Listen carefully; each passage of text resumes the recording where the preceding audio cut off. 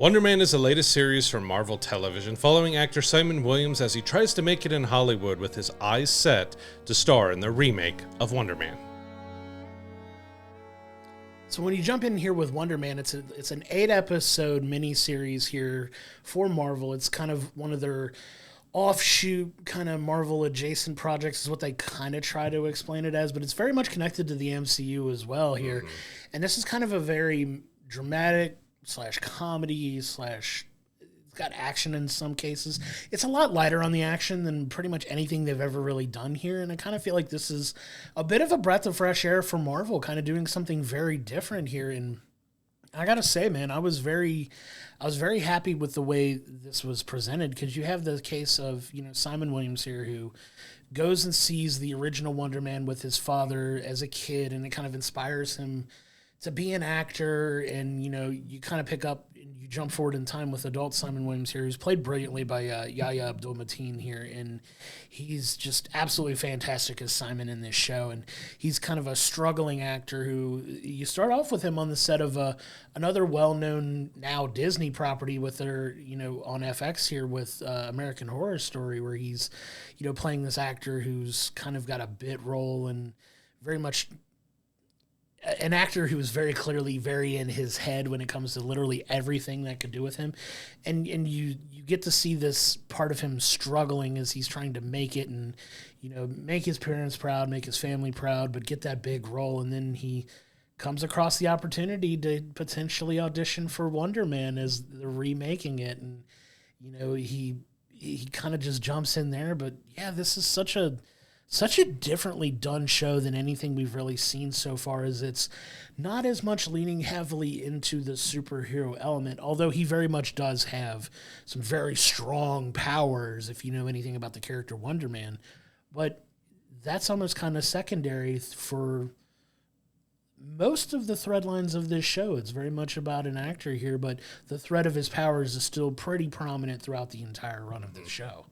Yeah, this is basically Marvel's version of Seth Rogen's The Studio over on Apple TV. Like, it's very much them kind of going behind the scenes and behind the curtains, because each episode is kind of a different part of acting. It's auditions and self-tapes and callbacks and, dealing with agents and all of that.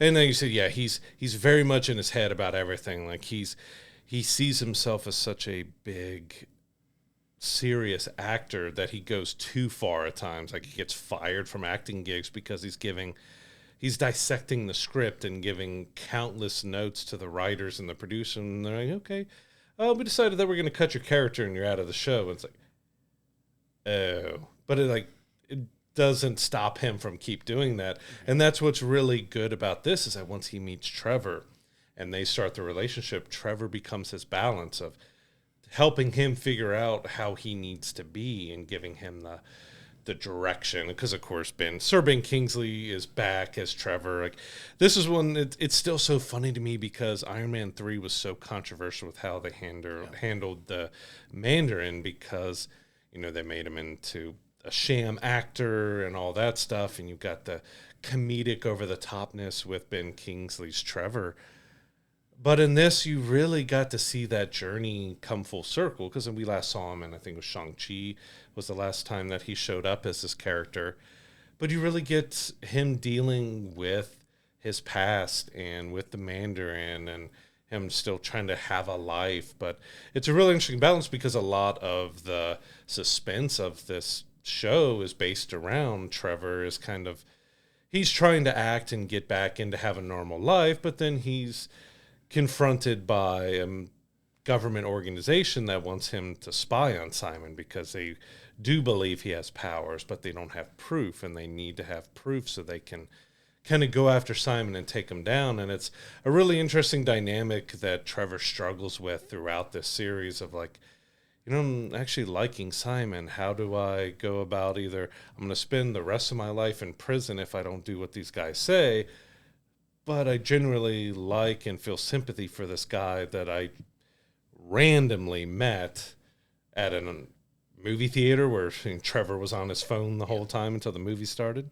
Yeah, so the agency that recruits Trevor as the DODC. They are an organization you've seen several times now in the MCU. They were prominent in Spider-Man No Way Home. They were also prominent in the Miss Marvel series as well. Like they've been more frequent here in newer MCU properties, and this is the organization that's keeping their eye on Simon and the very real threat that his powers can present, in their opinion. Like they feel he's a very dangerous individual, and they're trying to bring him in, but they're trying to.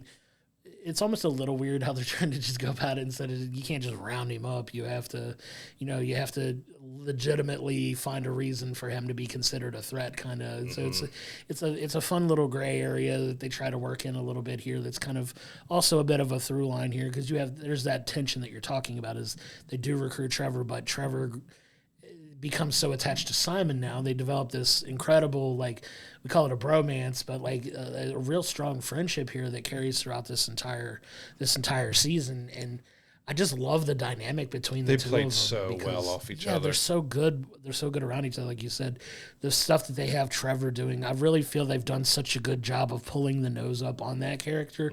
Like you said, because of how strongly people felt about that performance as the Mandarin, and taking that very serious comic book character and kind of cartoonizing, kind of making him into a bit of a cartoon. And you kind of almost feel like a character like that's dead in the water. But I think through the last couple ones, and especially with this one, they really pulled the nose up on Trevor. Is like, Trevor is a character I legitimately care about now after watching this season and seeing what happens here. And you get, like you said, him kind of being that grounding support for Simon to kind of help him along, where he's eventually is cast as the lead in Wonder Man, and he winds up being cast as the sidekick. And you get, like you said, you get to see all of these elements that go into getting a gig like this. But there's a lot of hijinks around it too. That's a lot of fun side distractions while you're trying to deal with the fact that one of the major plot points in this show is the fact that there is what's called the doorman clause in these actors' contracts now in Hollywood, where you can't be a superpowered individual and be hired on to work in films. And you wonder, well, what does that mean? Why is that even a thing? And they take pretty much an entire episode, and I want to kind of dive into that episode in particular a little more with some of the fun stuff that happens in it. But you have the case of a character named Doorman, who is another obscure Marvel character that kind of makes their way into the MCU now, is the actor who becomes famous, who had powers, and a very serious thing happens on a set, but it's still presented in a very comedic way. But it becomes the reason why superpowered people are no longer allowed to work in Hollywood, because of the dangers they can present on set. And it really does a good job of kind of taking that balance of keeping the superpower element and keeping it prevalent throughout the show, where it almost didn't really need it, but it was fun to have in addition to, because you are dealing with a superpowered individual. Yeah, we might get into a few spoilers here for the show, so if you don't want to know any more of the intricate details, especially with there's a lot of cameos, and we want to talk about a few just because they were so good. Whole bunch of them.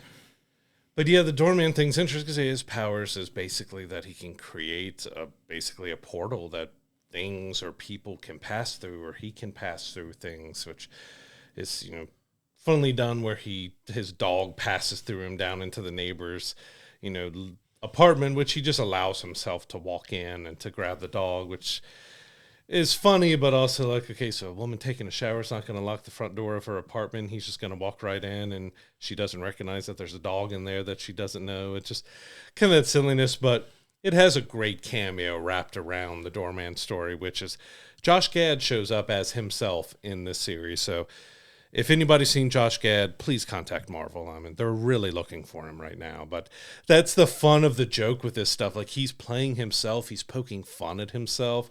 There's a lot of in-jokes about characters and things that he's played and portrayed that you've kind of got Frozen is part of the MCU, because you've got it mentioned. Yeah. You've got it, it's part of the MCU now because it's been mentioned, and you have songs, which that just caught. I just started cackling and laughing. I don't want to give too much away about what they do with Frozen in this, but it had me cackling when that happened. So good, so funny. But yeah, I mean, you get this whole through line of what's going into making this movie that he was so, hell bent on getting, and feels like it was the role he was born to play because it was his favorite movie as a kid and inspired him into getting into acting. And you get the whole thing where he finally gets cast as Wonder Man, and you see how that kind of, how he's still struggling to feel like he doesn't deserve the role, but he wants the role and he was meant to play it, but he doesn't feel like he deserves it. And you really deal with a lot of like his own insecurities and everything like that they do a really good job of kind of walking you through in there. And, you have the relationship with the family that is very prevalent in this. And, coming from, having the Haitian mother and the strong work ethic, and he's kind of the black sheep of the family because he's kind of the screw up and he doesn't hold down like the issues between him and his brother who do have a very touching moment by the end of it when it comes to like the interview with the lady at the New York Times trying to look into his character and all that stuff. And it was a real fun moment there. But yeah, like I love this show like all the way through. It felt like a real breath of fresh air, honestly, because it's so different from everything. It's not really a superhero show, but only in the sense that the guy actually has powers. Like this is, but he doesn't want to use them. I think it's the biggest thing with it. He wants to hide them. He wants to hide his identity. We've had Tony Stark and everyone else is so out there about their identities. This is back to the age of superheroes not wanting to be known. Yeah, and a lot of that has to do with the fact that he's not supposed to be able to act if he has, because it's kind of like a thing where if you find out you get powers, you're automatically blacklisted. Like you just can't work in making movies. But yeah, it kind of adds that element of it too, where there's a very fun episode where, he does kind of have to use his abilities a little bit to help Trevor out, and it gets caught on tape, and you have to run down the person who filmed him. And it's just a really well-told story. I got to say the performances were really solid. I really care about Simon and Trevor as characters. And I got to say, like, not to jump, I'm kind of jumping around a little bit and jumping all the way to the end, but it very much leaves things open for them to make further appearances in this. Even if they don't do like a second season of Wonder Man, full disclosure, I very much want them to do another season of this. I want to go back to these characters and kind of live in this world a little bit more. But it definitely ends in a way that's very ambiguous. Like, where did they go?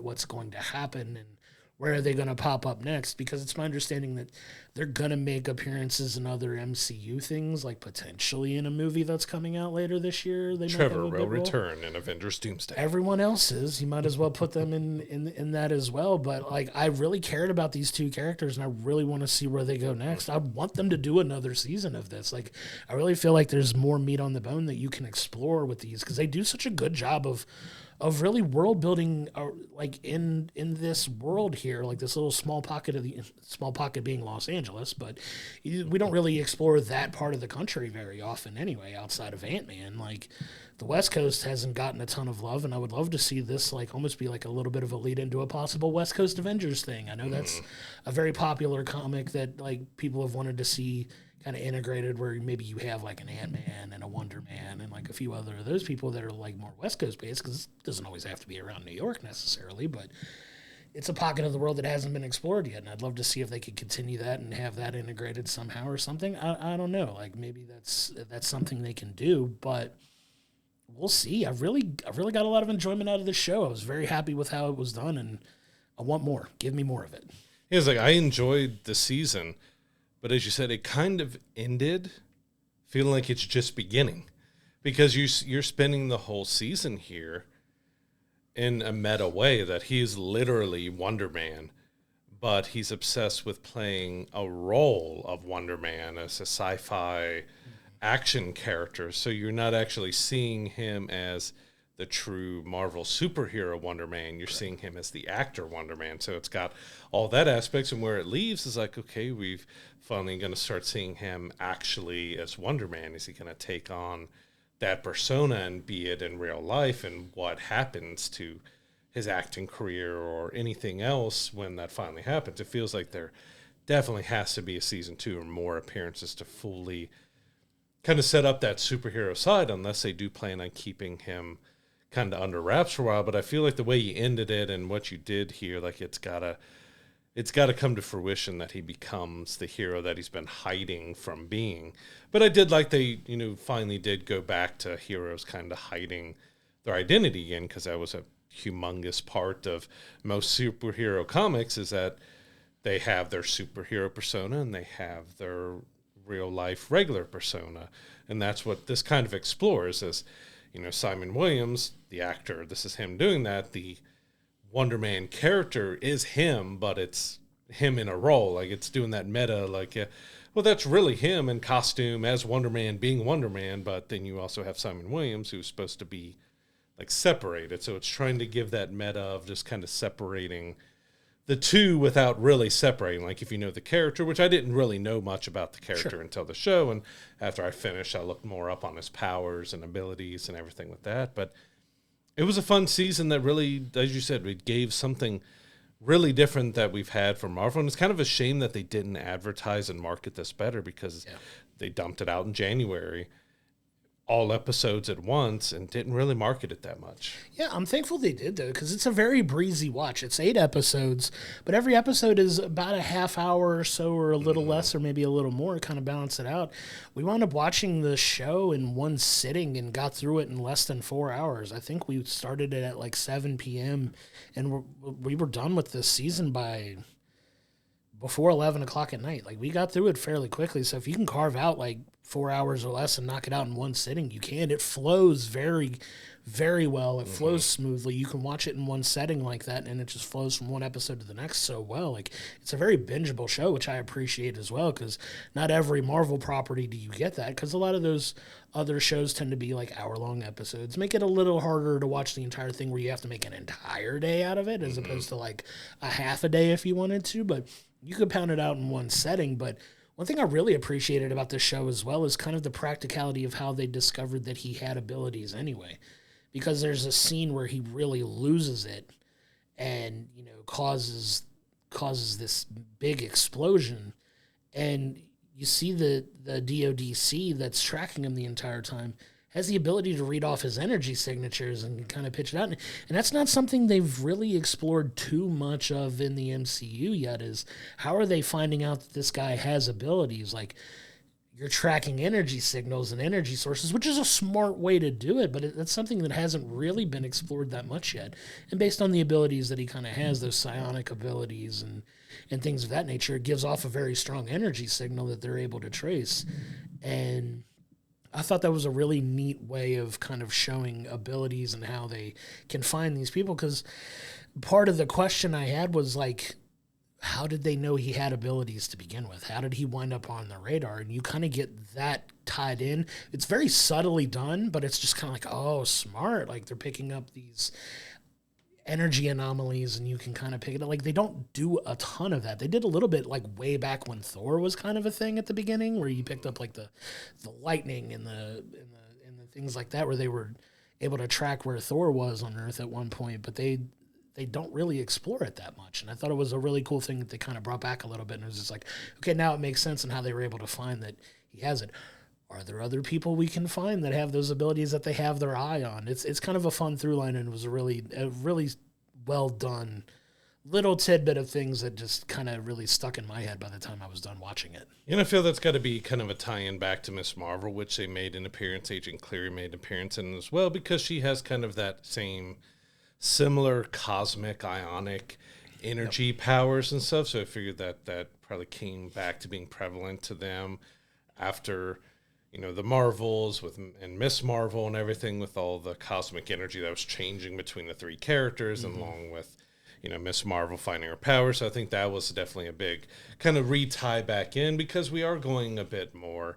I mean, this last phase was a lot more cosmic and going with those abilities, and we're looking more heading towards the mutant route here after Secret Wars and Doomsday and everything, or Doomsday and Secret Wars.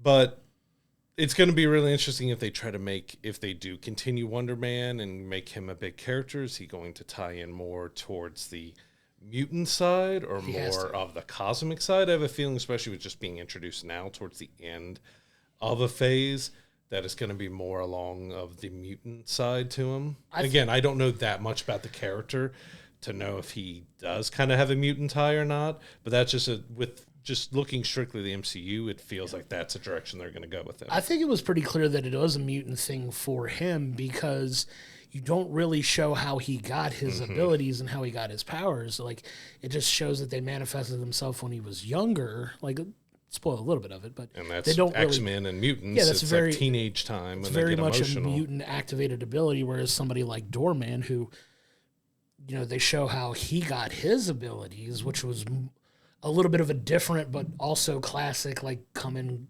contact with a rare uncontrolled substance through the Roxxon Corporation, which was nice to see Roxxon mentioned here again because I know they have a lot more to do with comics and stuff like that, and they're around a little bit more recently now that they're showing a little bit more of that, but you had kind of both of those elements. It made me think he was definitely more in the mutant abilities than other ways of getting your powers. Like, it felt like this is one that was genetic and he was born with. So I feel very much that it lands in that realm, and he could be a part of stuff like that going forward, which I'm very excited for. I'm all for that because I'm excited for them to finally jump into the mutant part of things, and now that they've got the rights to the X-Men and they can really start doing more with X-Men and mutant abilities, and they've been doing that more towards the back half of this last phase, and obviously with Doomsday, the X-Men are going to be very prevalent in that, and even more so going forward when you get the full new MCU X-Men that they introduce. It's going to be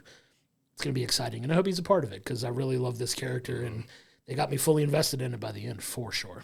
And of course, Yahya was in the DC for a little bit there with the Aquaman films, and now he's kind of joined Marvel in this very different, way from that. He was fantastic as Simon Williams. So you really felt sympathetic and sorry for him that he's had a hard struggle, sure. But as that some of it's that he didn't have an easy life, but also some of it's just him not getting out of his own way. Yeah.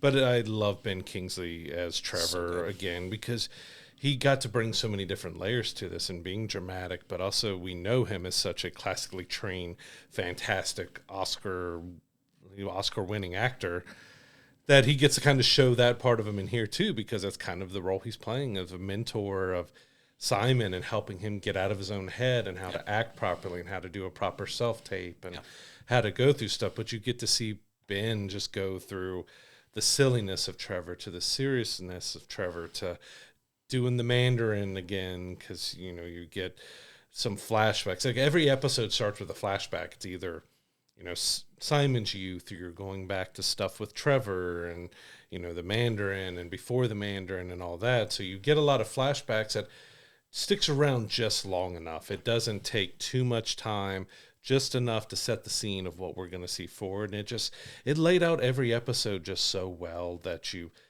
got the meat and the bones of exactly what you needed to do. You got to see Simon progress, but also still kind of being the same because he's nervous. He's scared. He's hiding a huge secret that, just from the show itself, you don't know the full extent of his powers and exactly what he can do, and we get another little reveal at the end, but you still don't really know the full scope of his superhuman abilities and stuff. And it was just really fun to see, like I said, that studio aspect of you're seeing such of the behind the scenes of filmmaking of just all the different parts. And I bravo to them for highlighting some of the people who don't get highlighted, of the ones running the food or doing the wardrobe or just doing the little jobs that people don't give as much respect to that they're showing off in here, which is also played up on Simon. He's trying to show off for the reporter and acting like he knows every single person on set. And it's kind of like, you don't really know any of them, but you go with that aspect. But I just like that they showed a little bit of what those people do that are kind of the unsung heroes of TV and movie productions. Yeah, and I want to piggyback off that just a little bit to highlight one of the things that made me laugh like the most from that. There's a part in the very first episode where he's on the set of American Horror Story and he's just giving countless notes, and you can very clearly see that they're tired of his notes and tired of him asking questions, and he's making these points to where he feels like it should be shot in a specific like moving at a specific spot, and the director is very clearly trying to get him to stop, to just shoot while they got the time to do it. And she makes the comment like, yeah, that might work, but we need to make it. It'll take too much time to tear down. It'll take too much time to set up and move the lighting and do all this. And then you have the light guy behind him, just so matter of factly. So I don't know why it made me laugh as hard as it did. But he was just like, "Yeah, it's no big deal. We can move it and be up in a couple minutes." And she just shoots him a look, where she was just like, Why did you? Why did you? All right, we're moving. I don't know why it just made me laugh. But he was just like, yeah, it's fine. It's not a big deal. We'll move the lights and it'll take just a minute. It won't take any time. And she's just like, and just you could just see, you just see the look on her face. And she was just like, I think I finally got through to him, or it would have been okay. And I got him on board. And now you just enabled him even more to keep going. And he did, and he kept going, and he kept giving things before he eventually got fired. It was just so. And the way he got fired too was like they were trying to be so like.